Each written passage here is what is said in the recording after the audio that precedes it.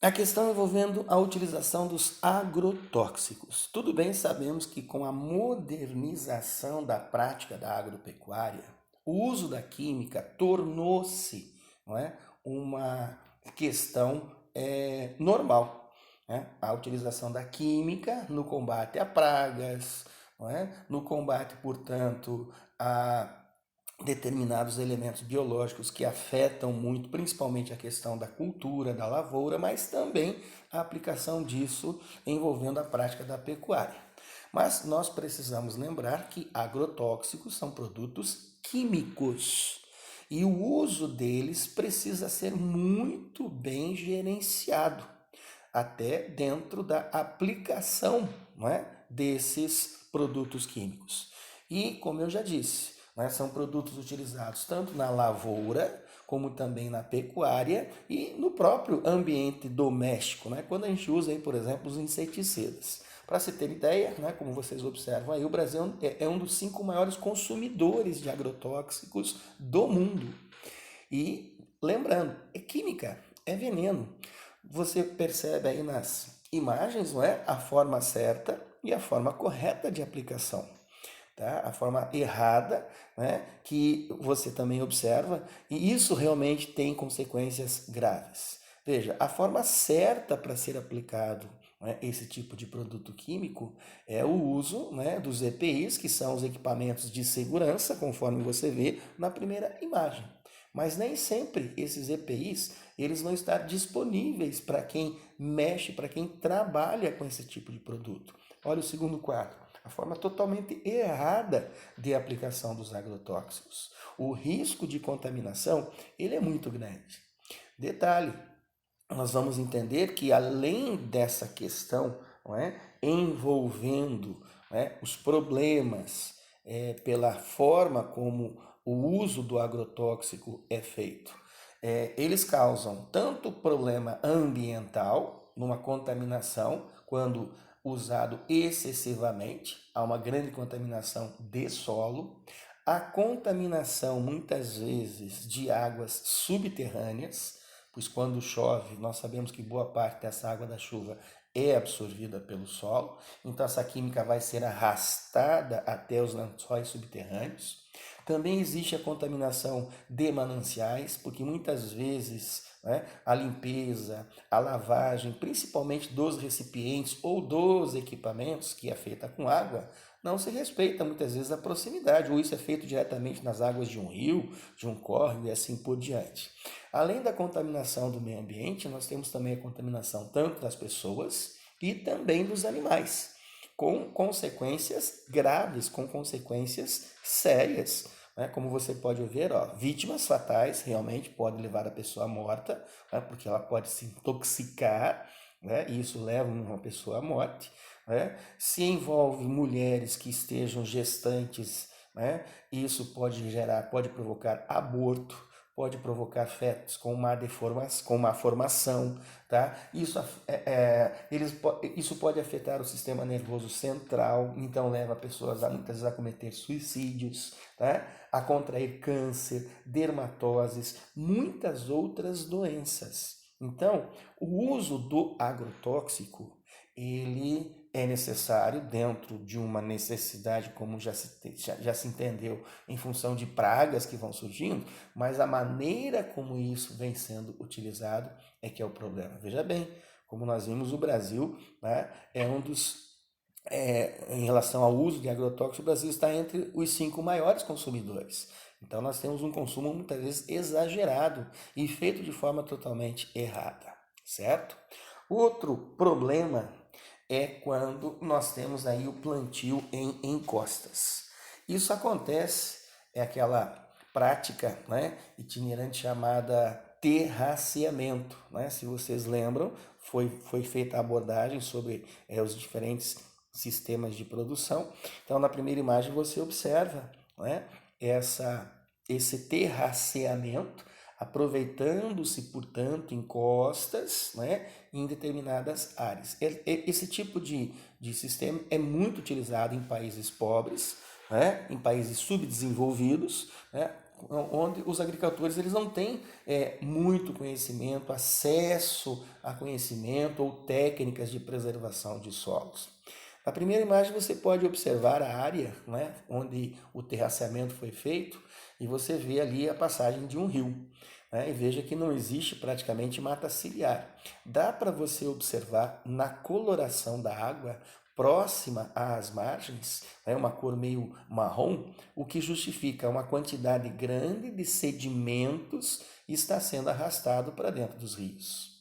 Então, normalmente, esse tipo de sistema, quando feito em áreas como você percebe, como você observa, próximo ali a um rio, tá? Uma nascente, enfim, a um manancial de água, o que gera é exatamente isso. Né? Quando chove, o escoamento superficial das águas da chuva vão levar para dentro, né, de rios, né, no sopé de morros, né, é uma quantidade muito grande de sedimentos. Quando isso acontece no leito dos rios, o que nós vamos ter aí é um processo de assoreamento. E quando se trata, né, do assoreamento, nós vamos ter uma alteração, né, no canal normal desse rio. E aí enchentes acabam ocorrendo, né, provocando, portanto, né, uma situação difícil de ser controlada. Então, como é muito comum, tá, esse tipo de prática em países subdesenvolvidos, onde já há um sério problema envolvendo produtividade e principalmente manutenção, né, de solos, está aí uma situação que realmente precisa de uma atenção diferenciada. Mas, infelizmente, né, nesses países subdesenvolvidos, né, a falta de conhecimento, a falta, portanto, de informação, acaba levando, né, para esse tipo de situação. Tá? Outro problema envolvendo agora a criação, tá? É o que a gente chama o pisoteio do gado. Ora, nós sabemos que é muito comum a prática do sistema extensivo, né, em países até subdesenvolvidos ou até mesmo em alguns países em desenvolvimento. Então você tem aí uma quantidade de animais, uma quantidade grande de animais que são criados soltos, né? Então eles permanecem em áreas de pastagem. E esse gado solto, ele se movimenta muito, tá? Então o que ocorre? O solo, que é essa camada superficial, né, que recobre o nosso planeta, ele tem como elementos, né, a presença da água, a presença do ar e também a presença de micronutrientes.